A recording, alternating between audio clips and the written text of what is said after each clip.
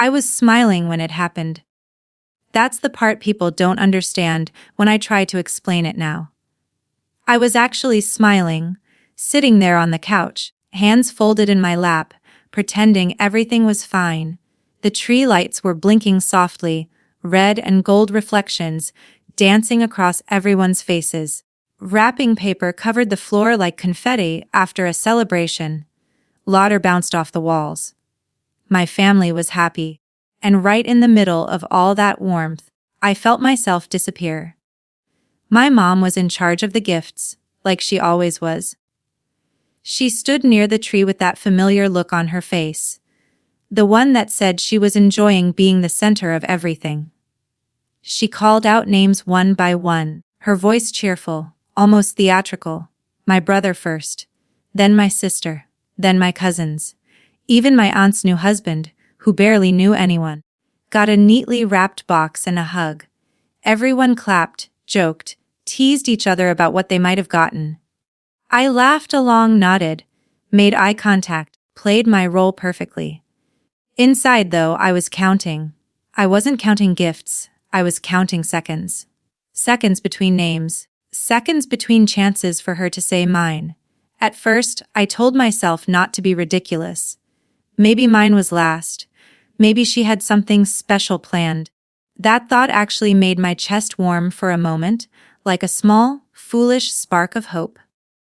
I leaned forward slightly, as if preparing myself. I even adjusted my sweater, smoothing it down, wanting to look grateful when the moment came. But the pile under the tree started shrinking. Boxes disappeared. Gift bags emptied. The space beneath the branches became visible again, bare and ordinary. My smile began to feel tight, like it didn't belong to my face anymore. I glanced at my mom, just briefly, not wanting to seem obvious. She didn't look back. Her eyes slid past me, over me like I was part of the furniture. That's when the room started to sound different. The laughter felt louder, sharper. Every rip of wrapping paper sounded like it echoed inside my head. I could hear my heartbeat in my ears, slow and heavy. I shifted my hands because they were starting to tremble, and I didn't want anyone to notice. Still, I waited. Waiting is something I've always been good at. Waiting for approval. Waiting for attention. Waiting for things to get better. So I waited, even when there was nothing left to wait for. The last gift was opened by my cousin. Everyone clapped. Someone made a joke about returning it if it didn't fit. And then there was this pause. Not a dramatic one. Just a small, awkward gap in the noise. A moment where reality had the chance to speak. No one said my name. My mom cleared her throat and smiled. "All right," she said lightly, brushing her hands together. "I think that's everything?" Everything? That word hit harder than I expected. It felt final, like a door closing quietly but permanently. I felt my face burn, heat rushing up my neck, my ears, my cheeks. I kept smiling, because stopping would have drawn attention, and attention was the last thing I wanted. I told myself that if I acted normal, maybe this would pass. Maybe no one would notice. But of course they did. My aunt tilted her head and looked at me with confusion. "Did you already open yours?" she asked, genuinely curious, not cruel. The room seemed to hold its breath. I opened my mouth, then closed it. I didn't know what to say without breaking something inside me. If I said no, I'd have to admit it. If I said yes, I'd be lying so obviously that it would raise more questions. So I did nothing. I just shrugged, a small, helpless gesture that felt like surrender. That's when my mom spoke again. "Well," she said, with a soft laugh, "Christmas isn't about gifts anyway." A few people chuckled, unsure. Someone nodded like that made sense. Someone else quickly changed the subject, talking about dessert, about coffee, about anything that would pull the spotlight away from that moment. And just like that, it was smoothed over. But I was still sitting there, empty-handed, exposed in a way I'd never felt before. It wasn't just that I didn't get a gift, it was the way it happened.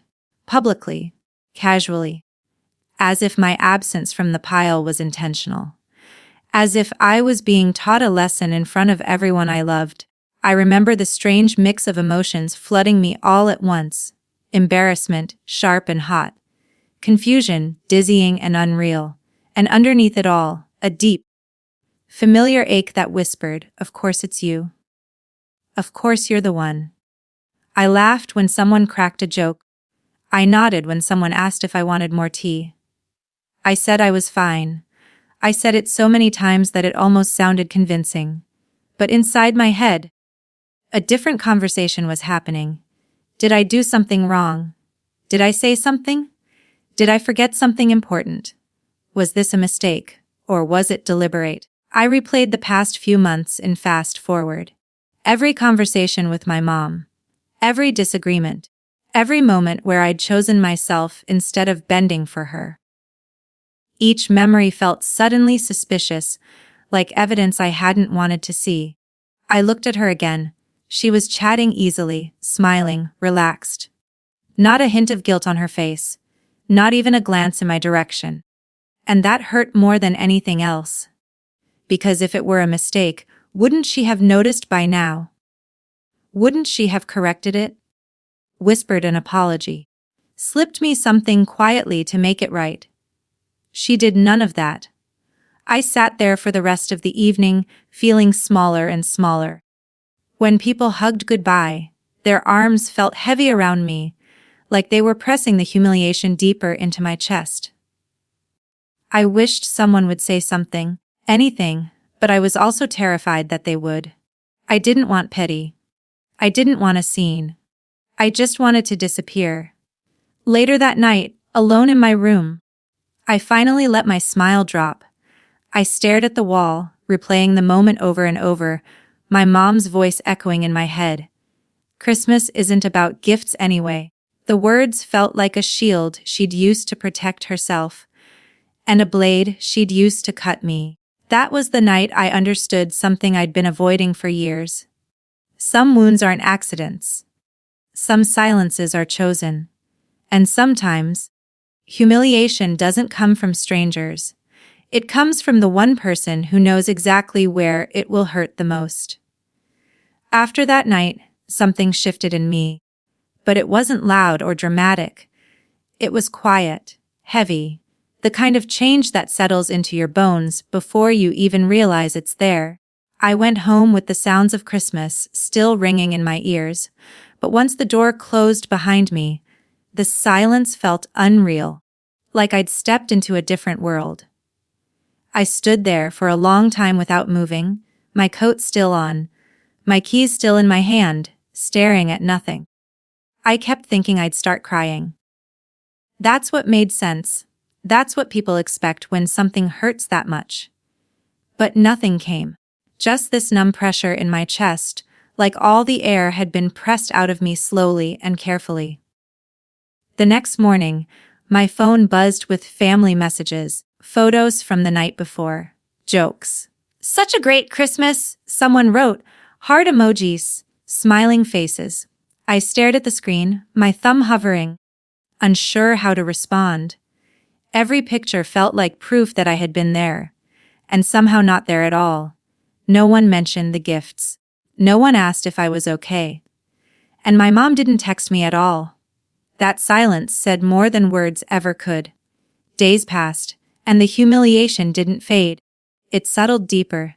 It followed me into work, into conversations, into the quiet moments when I was alone with my thoughts. I'd be washing dishes or standing in line somewhere, and suddenly that scene would replay in my head. The empty space under the tree. My mom's voice brushing it off like it was nothing, everyone else looking away. I started pulling back without even trying. When my sister called, I let it go to voicemail. When my aunt sent a message asking if I wanted to come over, I said I was busy. It wasn't anger. Not yet.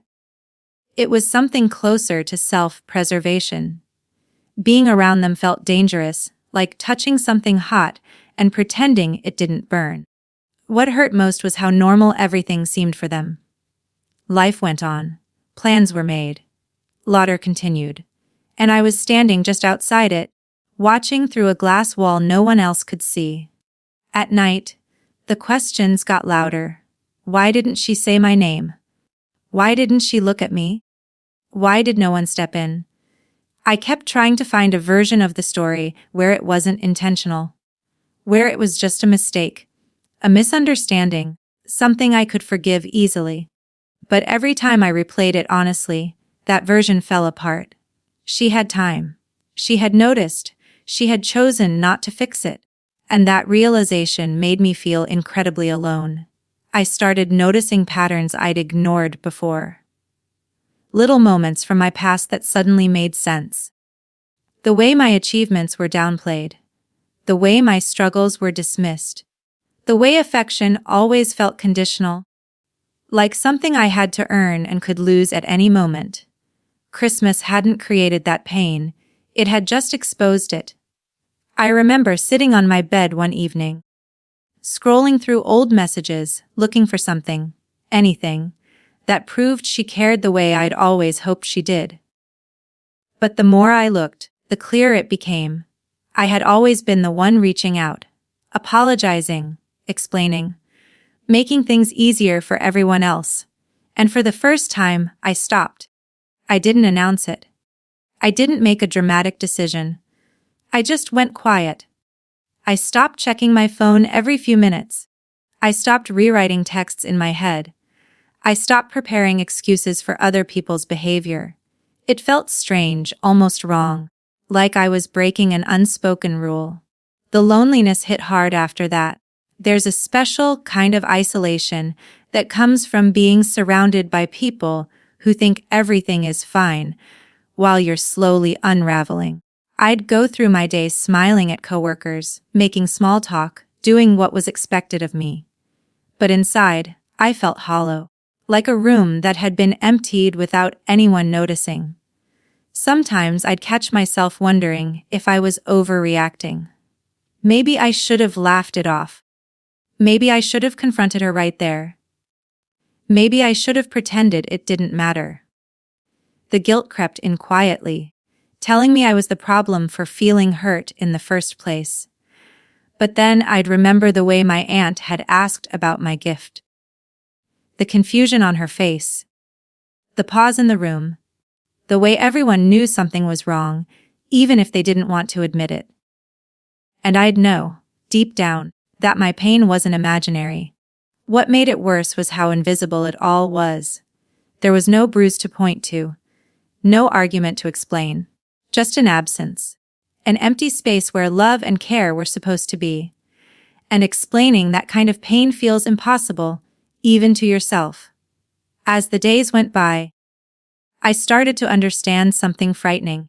I had built so much of my identity around being accepted by my family that, when that acceptance was quietly withdrawn, I didn't know who I was without it. I felt uninsured, lost, like I was floating without direction. I stopped sleeping well. My thoughts ran in circles at night, replaying conversations that never happened, imagining explanations that would never come. I'd wake up tired, already exhausted by emotions I hadn't even felt yet. Still, I said nothing. Because speaking up meant risking confirmation. Because silence still allowed hope. And because part of me was terrified of what I'd hear if I finally asked. Why?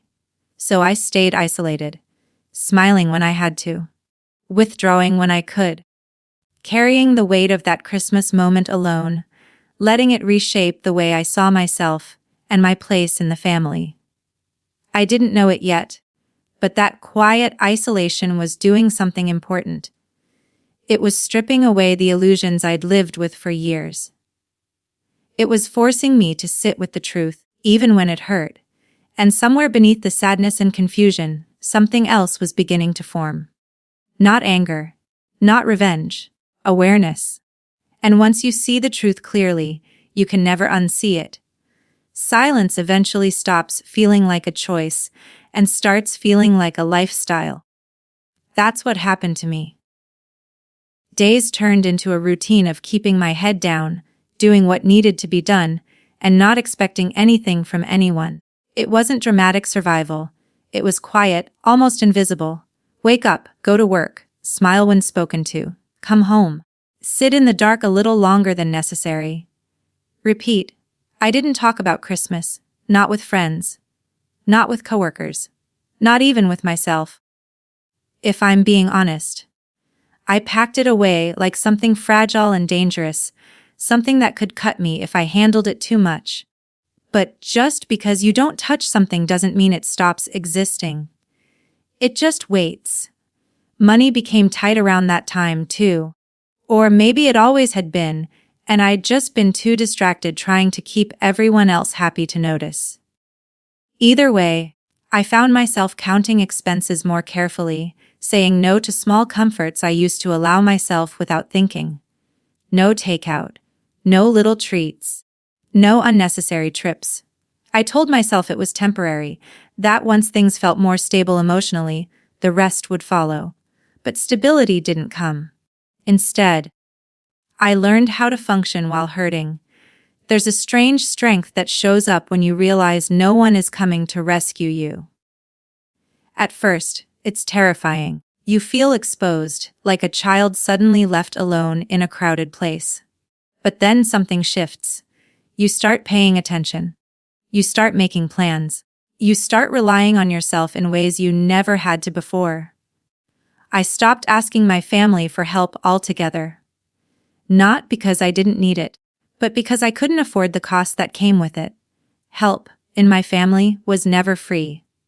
It came with guilt, with expectations, with unspoken debts that were always called in at the worst possible moment. So I figured it out on my own. When something broke, I learned how to fix it. When I felt overwhelmed, I swallowed it and kept moving. When I was tired, I rested just enough to survive the next day. I told myself this was adulthood, that everyone felt like this, that this was normal. Some nights, though, the exhaustion went deeper than my body. I'd sit on the edge of my bed, shoes still on, staring at the floor, wondering how I'd ended up feeling so alone while technically being part of a family. I'd think about calling my mom, just to hear her voice, just to pretend things were okay. And then I'd remember Christmas, the empty space, the laughter, her refusal to meet my eyes, and I wouldn't make the call. Survival also meant adjusting my expectations. That was one of the hardest parts. Letting go of the version of my mom I wished I had. Letting go of the hope that if I just explained myself better, or tried harder, or waited longer, she would suddenly understand me. I'd lived most of my life believing love was something you earned by being useful, agreeable, easy to deal with. Now, usefulness was all I had left. I became the reliable one at work, the one who stayed late, the one who didn't complain. People praised me for it, called me strong, independent. They had no idea how much of that strength came from necessity rather than confidence. Every now and then, my family would resurface, a message here, a casual comment there, no apology, no acknowledgement, just normal conversation, as if nothing had happened, as if the silence itself hadn't been a decision. I matched their tone, short replies, polite words, no vulnerability. It felt safer that way, but safety has a cost too. When you build walls to keep pain out, you also keep warmth from getting in. I felt myself growing colder, more guarded. I laughed less freely, trusted less easily. I started believing that needing people was a weakness that would always be used against me. Still, I kept going. I found small ways to take care of myself that didn't rely on anyone else. Walking in the evenings just to feel the air change. Cooking simple meals that felt grounding. Writing things down I couldn't say out loud. None of it fixed the pain, but it kept me standing. And then there was the realization I kept pushing away. This wasn't just about Christmas. This wasn't just about a missing gift. This was about power. The power to include or exclude. The power to reward or punish. The power to rewrite the story so that I was always the problem. Once I saw that, everything else started to line up. The past arguments, the subtle guilt trips, the way affection was given and taken away depending on how obedient I was. I hadn't failed as a daughter. I'd stepped out of line. That understanding hurt more than the humiliation itself, because it meant the pain was intentional. Surviving that truth meant accepting something I didn't want to accept. I could love my family and still not be safe with them. I could care deeply and still need distance. Those two things didn't cancel each other out. So I kept my distance. I focused on staying afloat, on building a life that didn't collapse the moment someone withheld approval. I stopped sharing my struggles, stopped asking for advice, stopped looking for validation where it had never been given freely. And slowly, without realizing it, I changed. I stood a little straighter. I apologized less. I explained myself less. The fear was still there, but it wasn't in control anymore. It sat in the background, a reminder rather than a ruler. Survival had taught me something important. I could endure discomfort. I could live without constant reassurance. I could exist without being chosen. That didn't mean it didn't hurt. It meant I wasn't breaking. And in that quiet endurance, something else was taking shape. Not revenge. Not bitterness. But clarity. The kind that comes when you stop fighting the truth and start building around it. I didn't know yet where that clarity would lead. But for the first time since Christmas, I knew this much for sure: I wasn't waiting anymore. The realization didn't arrive all at once. It crept in slowly, disguising itself as exhaustion at first. A heaviness I couldn't shake no matter how much I slept. I would be in the middle of something ordinary, washing dishes, answering emails, folding laundry, and suddenly feel this sharp awareness settle over me, like my mind had finally caught up to what my body already knew. I wasn't just hurt. I had been managed. Once that thought formed, I couldn't push it away. It echoed through everything. Every memory rearranged itself around that truth, snapping into place like pieces of a puzzle I didn't know I'd been solving my whole life. I started replaying moments from years ago, not with longing anymore, but with distance. The times my achievements were met with silence while my siblings were celebrated loudly. The times I was praised only when I was useful, agreeable, easy. The way love seemed to come with invisible strings attached, tightening whenever I tried to step outside the role I'd been assigned. I had mistaken control for care. That realization hurt more than the humiliation at Christmas, because it reached further back. It touched childhood memories I'd protected, memories I'd rewritten to survive. Suddenly, the patterns were impossible to ignore. Whenever I said no, something was taken away. Affection, attention, inclusion. And whenever I complied, things felt calm again, almost loving. Christmas wasn't an accident, it was a message. Once I allowed myself to think that, my chest tightened with a mix of grief and anger. Grief for the version of my mom I wanted so badly to believe in. Anger at myself for not seeing it sooner. I had spent years trying to earn something that was never meant to be freely given. I thought about the way she'd dismissed the missing gift so casually. Christmas isn't about gifts anyway. The words replayed in my mind, stripped of their surface, level sweetness. They weren't meant to comfort me. They were meant to silence me, to make me doubt my own feelings, to make me feel childish for being hurt.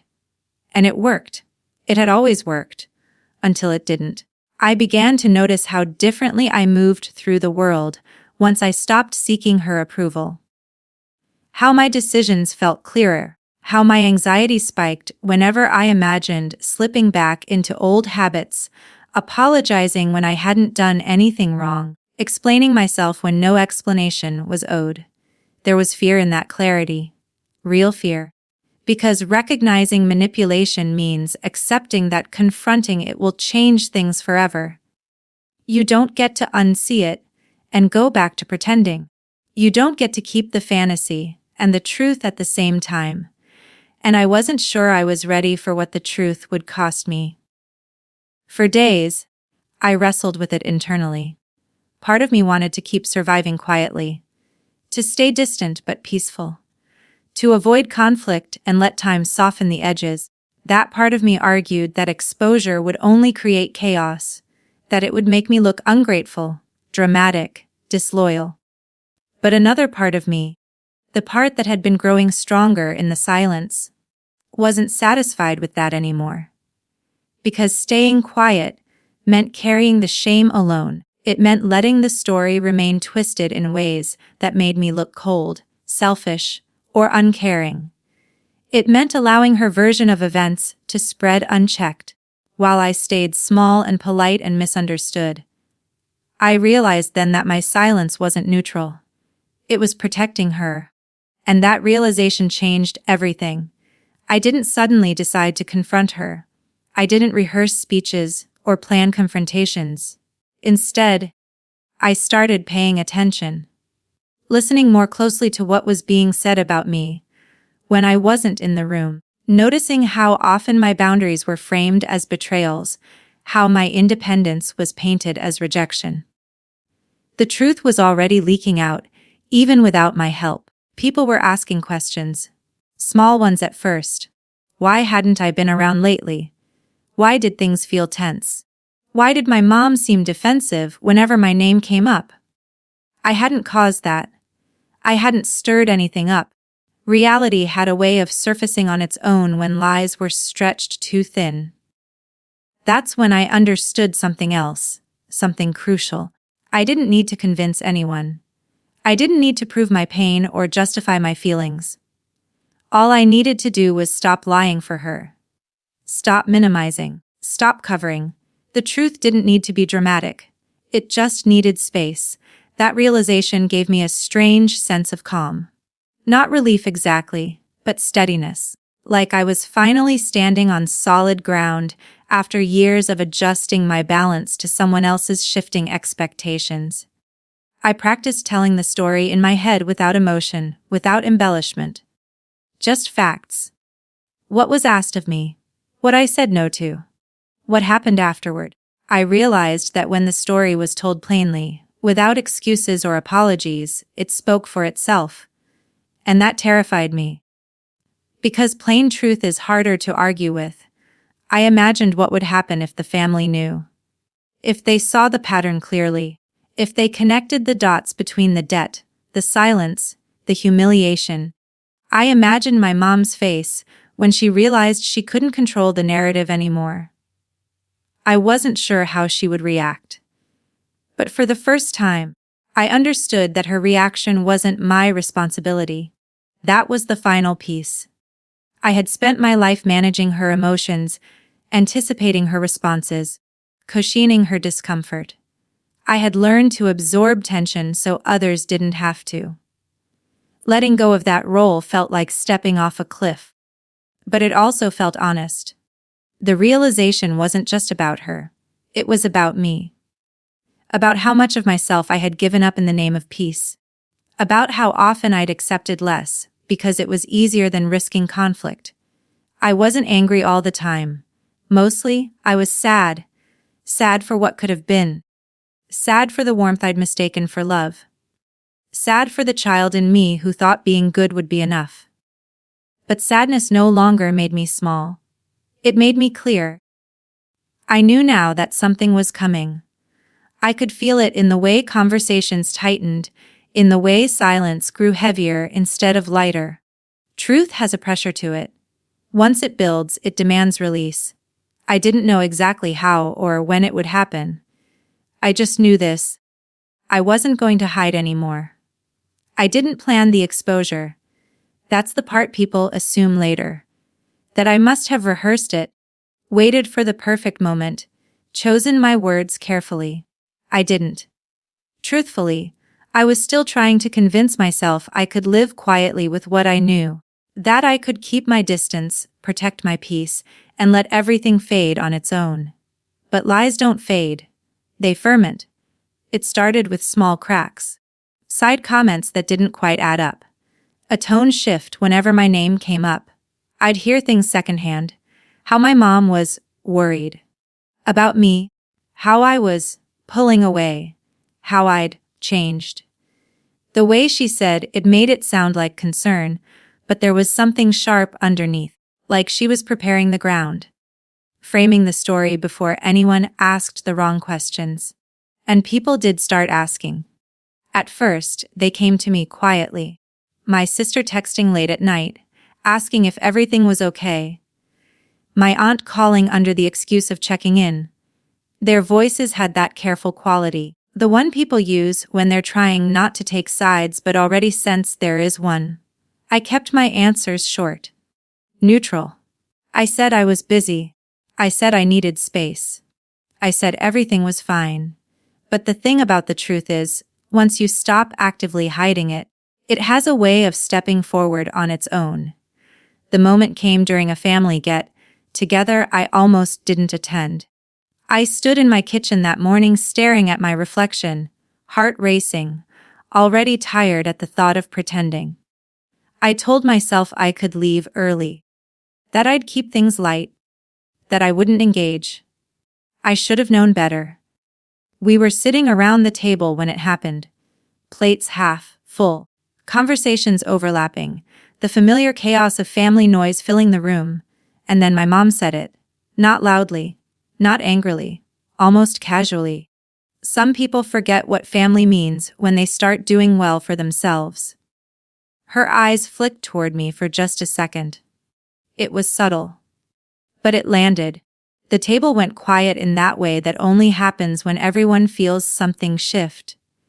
No one said my name, but I felt it anyway. My chest tightened, that old instinct rising. Stay calm, don't react, don't embarrass anyone. Then I realized something. I was already embarrassed. And it hadn't been my doing. I felt my hands shake slightly as I set my fork down. My heart was pounding so hard I was sure everyone could hear it. For a split second, I almost stayed silent. Habit is powerful. Silence had kept me safe for years. But safety had cost me too much. I think that's not fair, I said. My voice sounded steadier than I felt. Every eye at the table turned toward me. My mom smiled tightly, the kind of smile meant to signal that I was being dramatic. I'm just saying, she replied. Family supports each other, no matter what. Something in me snapped into focus then. Not anger, precision. Then maybe we should talk about what actually happened, I said. The room went still. I didn't raise my voice. I didn't accuse. I didn't attack. I just spoke, slowly, clearly. I explained what she'd asked of me months ago. The money, the debt, the pressure. I explained how I'd said no, not cruelly, not dismissively, but honestly. I explained what happened afterward. The silence, the shift, the Christmas gifts. I didn't dramatize it. I didn't cry. I just told the story the way it happened. When I finished, the silence was different, heavier, charged. My mom laughed once, sharply. That's not how it was. I met her eyes. For the first time in my life, I didn't look away. Then tell them how it was, I said. She didn't. Her mouth opened, closed. She looked around the table, searching for support, for someone to jump in and smooth things over like they always had. No one did. My sister looked stunned. My aunt frowned, processing. My uncle leaned back, arms crossed, eyes narrowed. Questions started coming, not aggressive, but curious, clarifying, inconvenient. My mom grew defensive, her voice rising, her explanations unraveling. The story she'd been telling didn't hold up when held next to facts. And that's when I understood something else. Exposure isn't loud. It's quiet consistency. It's saying the same thing calmly while someone else scrambles to rewrite it. I didn't feel victorious. I felt strangely calm. Like a weight I'd been carrying for years had finally been set down in the middle of the table, where everyone could see it. It wasn't mine alone anymore. The conversation ended awkwardly. People made excuses. The gathering broke up earlier than planned. No dramatic confrontation. No final words. But the damage was done. Over the next few days, the messages started coming. Apologies from people who hadn't known the full story. Confessions that things hadn't sat right with them for a while. Quiet acknowledgments that something had been off. And then came my mom. She called first. I didn't answer. She texted. Long messages, emotional ones. I didn't respond. Finally, she showed up at my door. She looked smaller somehow. Not fragile, just exposed. Her control was gone, and without it, she didn't know who to be. She cried. She apologized. She said she never meant for things to go that far. She said she felt hurt, abandoned, desperate. She said she was scared. And for the first time, I listened without absorbing it. I didn't argue. I didn't comfort her. I didn't take responsibility for her feelings. I let her speak, and when she was done, I told her the truth. I won't carry this anymore, I said. Not the shame, not the blame, not the story. She asked for forgiveness. I told her I needed time, because exposure doesn't mean instant healing, it means clarity, and clarity changes the balance forever. What happened next? The apologies, the desperation, the way people suddenly needed me to make things okay. That came later. But in that moment, standing in my doorway, I knew something had shifted beyond repair. The truth was out, and it was no longer bending to anyone's comfort but my own. When the apologies came, they didn't arrive the way I'd imagined during all those silent nights. There was no dramatic moment where everyone suddenly understood me perfectly. No instant peace. Instead, it came in fragments. Awkward phone calls. Long texts filled with regret and justifications tangled together. People saying, I didn't know. And, if I had known? And, I never meant to hurt you.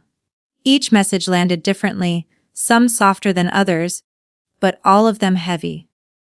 What surprised me most wasn't that they apologized. It was that they needed something from me. They needed reassurance that the family wasn't broken. They needed me to say everything would be okay. They needed forgiveness to be quick and neat and comfortable. And for the first time, I didn't rush to give it. I had spent most of my life being the emotional buffer, the one who absorbed tension so others didn't have to feel it. The one who smoothed things over, minimized my own pain to keep the peace. But now, with the truth out in the open, that role felt impossible to step back into. My mom was the hardest. She didn't just apologize once. She apologized in waves.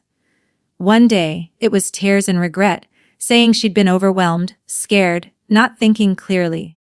The next day, it was defensiveness, reminders of everything she'd done for me, hints that maybe I'd misunderstood her intentions. Her emotions swung back and forth, and with each swing, I felt the familiar pull to steady her. I didn't. That restraint felt unnatural at first, like holding my breath underwater. I had to remind myself that her feelings were not mine to manage. That acknowledging her pain didn't mean erasing my own. We met in person a week later. She looked tired, older. She held her hands tightly in her lap, as if afraid of what they might do if she let go. I just want us to be okay, she said. I believed her. And that was the hardest part, because wanting something doesn't automatically make you safe to give it. I told her, slowly and carefully, what I needed. Not gifts. Not grand gestures. Honesty, accountability, space. I told her that humiliation, even when unintentional, leaves marks that don't fade quickly. I told her that trust doesn't come back just because someone asks for it. She nodded. She cried. She said she understood. Time would tell if she truly did. The rest of the family watched closely. Some kept their distance, unsure how to approach me now that I wasn't playing my old role. Others leaned in, trying to rebuild connections that suddenly felt fragile. I noticed how different it felt to be seen clearly, without the filter of someone else's narrative. It was uncomfortable. but it was honest. There were moments when I questioned myself, when the guilt crept back in, whispering that I'd gone too far, that I'd exposed things that should have stayed private. Those thoughts usually came late at night, when everything was quiet and my defenses were low.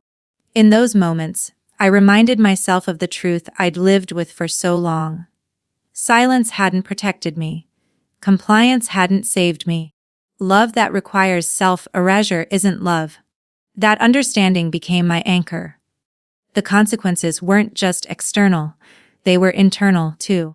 I changed the way I spoke, the way I listened, the way I evaluated people's behavior instead of their words. I became more patient with myself and less tolerant of being dismissed. I also allowed myself to grieve, not just the Christmas humiliation, not just the betrayal, but the version of my family I'd hoped for, the warmth I'd imagined, the unconditional support I'd always assumed would be there if I needed it enough. Letting go of that fantasy hurt deeply. But it also set me free. Weeks passed. The intensity faded. Life settled into a new rhythm, one where boundaries existed and were respected more often than not. My relationship with my mom remained cautious, measured. We spoke but carefully. There were no more demands disguised as expectations. No more guilt-laced favors. And when those old patterns tried to resurface, I noticed them immediately. That awareness was the real consequence. Because once you see the dynamics clearly, you can't unknow them. You can choose differently. You can stop participating in cycles that drain you. You can decide what kind of access people have to you, regardless of shared blood. The final moment came quietly. It was another family gathering, months later. Smaller, calmer. My mom handed out gifts again, carefully, deliberately. When she handed me mine, she hesitated, eyes searching my face for reassurance. I accepted it. Not because of what was inside the box, but because of what had changed. The room didn't hold its breath this time. There was no tension, no silent lesson being taught. Just a simple exchange.